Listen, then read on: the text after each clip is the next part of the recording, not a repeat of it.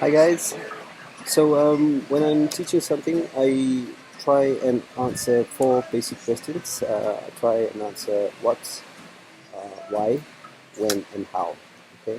So today I want to talk a little bit about recreational diet planning. It's a big subject. I'm gonna break this into two parts basically. So I'm gonna try and explain what it is and why we need to recreationally plan our diets. And then on another section, another part, I'll try and answer the remaining two questions. Okay. So what is recreational diet planning? To basically how to answer this question, I will need to tell you why we need to recreational diet plan first. Okay. Um, we breathe air. Yeah? Air is made up of two primary gases, oxygen and nitrogen. Okay, there's 21% oxygen and 79% nitrogen in the air that we currently breathe. Okay, our body only uses the oxygen. Yeah? It does not use the nitrogen. On the surface, this is not a big problem for us because the nitrogen is just coming back out of our system. Okay, but because we're taking those gases down into the water, yeah, those compressed gases, we're taking it down into the water. The deeper we go, the more pressure that gas is being faced with or surrounded with by, the more dense the gas becomes. Okay, your 21% oxygen becomes more dense, and your 79% nitrogen becomes more dense as well. Okay, um, this can be a problem for us because the density of the nitrogen can dissolve into solution and cause what we divers know as decompression sickness. Okay, so the deeper you go, the more dense the air becomes, the more difficult your body flushes this nitrogen out. To put it simply.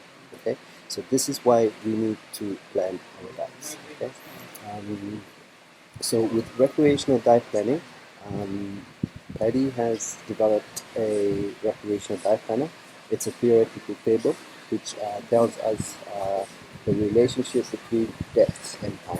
Okay, how deep you go. Generally, the deeper you go, the more dense the gases become, the lesser the amount of time you can stay there because the gas becomes more difficult to be flushed out of the system. Okay, so this is the recreational diet planner, RDP for short. Okay. There's three basic tables on this card, right? Let's start with the first table. If you have a look at just this section here, this is table number one, and we call this table the no decompression limits and route designation table. So basically, this is the table that will tell you the relationship between depths and time. If you have a look up here, these numbers up here represent depths. Okay, it starts from 10 meters, 12 meters, 14 meters, and it goes all the way down to 42 meters. Okay, and then these numbers down here are numbers in minutes. Okay, so these numbers tell us how many minutes we can stay at those depths, basically. So theoretically, if we are at 10 meters, right, and if we drag it all the way down to that black box down there, that black box shows 219. I don't know if you can see it on the screen, but that right there, that number says 219. So theoretically, if we are staying at 10 meters, we can stay up to a maximum of 219 minutes before our body goes into decompression. Okay, and then if you notice, that black box progressively gets shorter, or the time progressively gets shorter as you go deeper. Okay, for instance, if you're an open water diver and your maximum limit is 18 meters, if you go to 18 meters and drag that all the way down, you will get to see 56 minutes.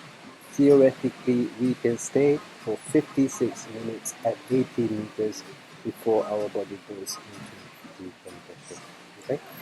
So another important thing you need to know about these numbers here, when we are planning our diets, as recreational divers, we want to try and plan our diets to be within the unshaded areas here. You see it's gray shaded and black shaded here.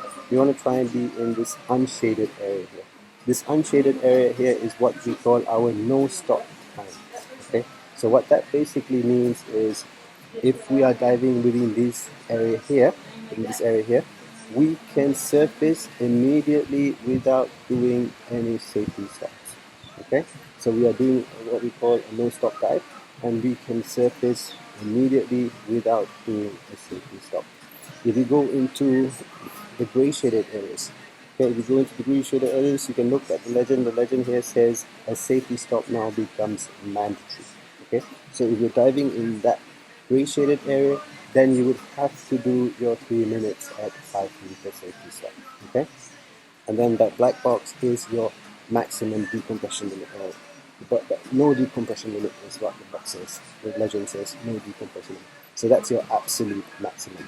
Okay, right? So that is your first table, your no decompression limits energy designation table. Okay. So the second table on this side, the second table is what we call the surface interval credit table, right? And basically this table will tell us how much of that nitrogen is slowly coming out of our system when we end the dive, when we finish our dive. When we've ended our dive, we come up to the surface. The longer we stay on the surface, the more nitrogen comes out of our system, and this table will tell us how much nitrogen has come out of the body. Okay, so that's your second table, your surface interval credit table. Okay, if you flip the card over, right, on the back, we have the third table. Okay, this third table is what we call the repetitive dive time table, right? And what a repetitive dive is. A repetitive dive is any dive that is not your first dive. So if it's your second dive, your third dive, or your fourth dive for that matter, right, we would need to use this table. This table takes into account the amount of nitrogen that is still inside of you that you carry forward from your previous dive or dives. Okay? Right. So with this table here, you will notice for every depth, there's a depth down here. So in depth 10, 12, all the way down to 40 meters, right? For every depth, there's two boxes. One blue box, one white box, okay? The white box indicates your residual nitrogen time. So basically this table calculates how much residual nitrogen you have inside your body from your previous dive, all right? The blue box is what we call your adjusted no decompression limit. Okay, so another thing you want to notice is if you're looking at the two numbers in the boxes, okay, for each depth, okay, at 10 meters, if you add the two numbers together all the way across, you will find that these numbers add up to 219 minutes, which is exactly this number here, the absolute limit from the first table just now. Okay, and it follows all the way across. At 12 meters, if you add the numbers up together all the way across, it will add up to 147, which is your limit at 12 meters basically. Okay, so again, this table basically takes into consideration the amount of nitrogen that is still inside your body, or residual nitrogen inside your body, that you carry forward from your previous dives. Alright guys, so this is your RDP table. On the next section, I will try and show you how we use the RDP table and when we use the RDP table. Okay, thank you.